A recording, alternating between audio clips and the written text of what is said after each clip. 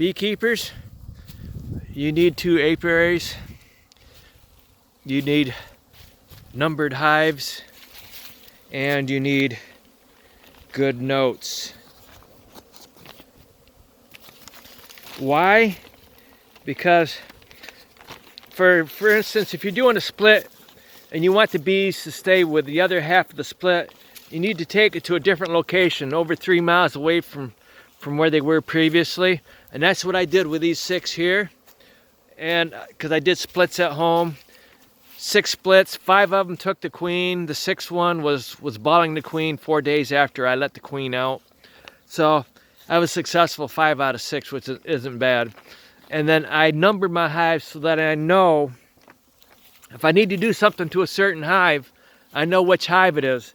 And then before I moved all these colonies over here, I didn't have time to go through every colony and check for a queen. I noticed yesterday that there was a queen on the ground in front of a location where I had some hives. And I had to look at my notes. Which hives were they? It was 134, 139, and 73. So where are those colonies at? That's why I number my hives. Because when you move from one place to another, they get moved around. Here they are. 73, 134, 139. I'm thinking one of these colonies here does not have a queen. And the other thing you need small colonies that you can easily install in another colony, another hive.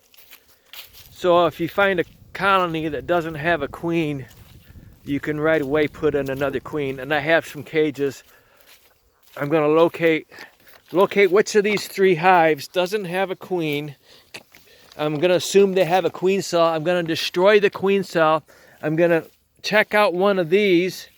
This is 31, and this is, on my supers I just write in pencil because supers get mixed around a lot. That's 98.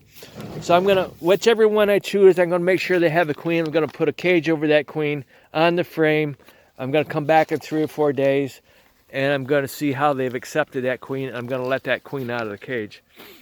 So, but like I said, I did not check every one of those hives before I move it. I didn't have time.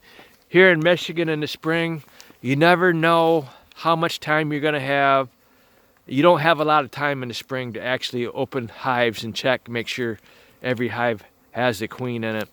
You just have to do the best you can, and when the weather permits, you move them to a different location and hope you have time to check them later. That's the way it is when you have 100 colonies, okay?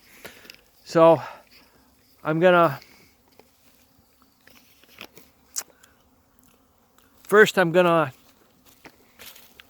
probably put the bottom deep on these. That's what I got in here. I've got 6 deeps.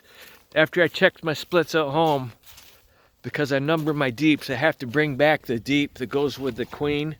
The queen has a certain number. I don't mark my queens.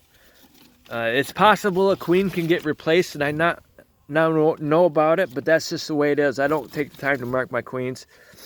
I've just assumed that certain queen is in that hive and she stays in there until a queen dies, and then I either put in another queen or they replace that queen.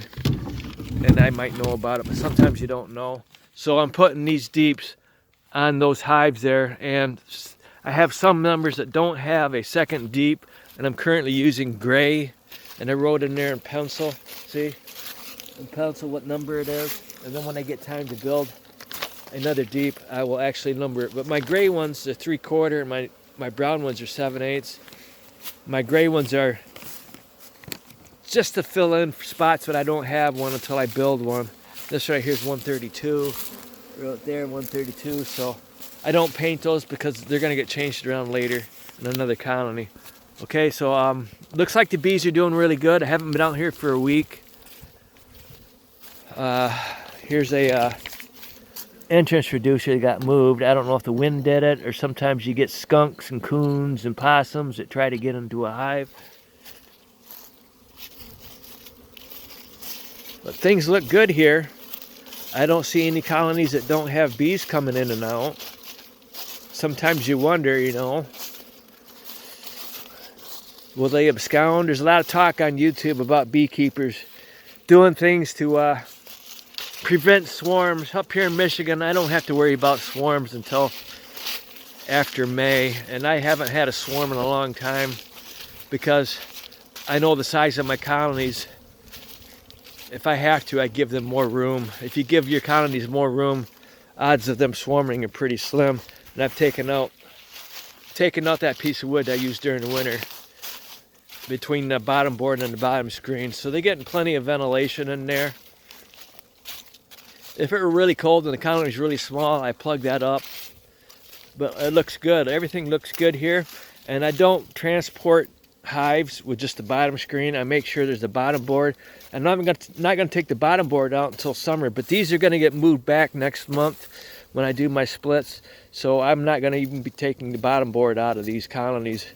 So after I do my splits and I regroup, get my colonies together that are going to do my honey this summer, I will move them back to here and I will take out the bottom board for the summer. But that's basically it, okay? Thank you.